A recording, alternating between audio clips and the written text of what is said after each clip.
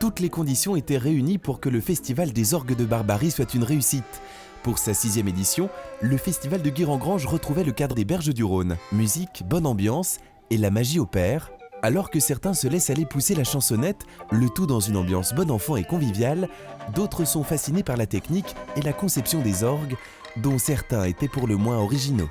C'est des orgues assez rares, mais qui sont arrivés jusqu'à nos jours parce qu'ils ont été restaurés. Il faut être passionné, oui, parce qu'il faut vraiment s'intéresser à la musique mécanique. Sur les notes de musique d'autrefois, la foule entonne des airs bien connus.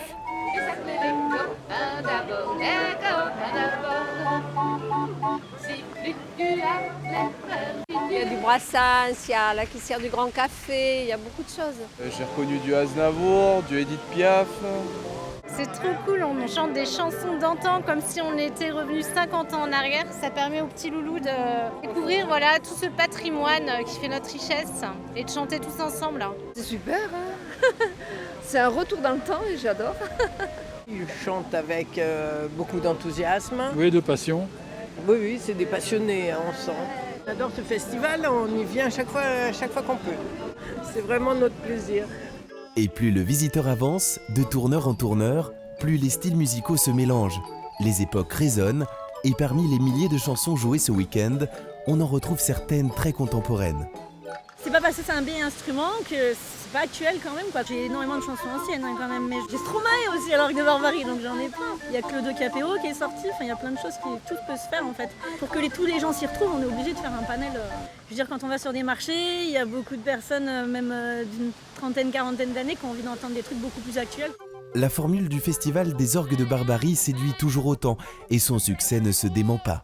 C'est une réelle aventure, c'est le 6e Festival d'Orgue de Barbarie sur les berges du Rhône de Guire-en-Grange. Et aujourd'hui, ces bords du Rhône, ils ressemblent à une guinguette. On y chante, on y danse et c'est tout en bonne humeur. C'est vraiment une joie de vivre que tout le monde partage. Il y en a pour tous les âges, il y en a pour tous les goûts. Les tourneurs sont fort sympathiques, l'accueil est très chaleureux. On adore à Guire-en-Grange. C'est l'association Adelo qui organise ce festival, soutenu par la ville de Guire-en-Grange.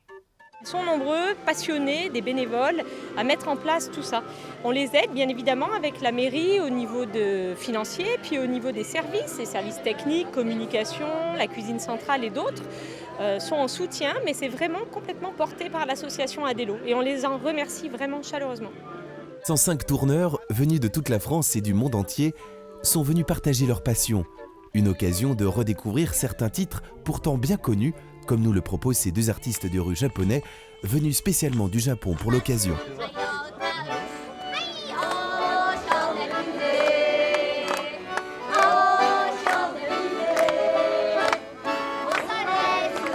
Parmi les bonnes surprises, de tendres instants musicaux, le temps d'une partition, instruments et orgues de Barbarie accompagnaient les chants des passants.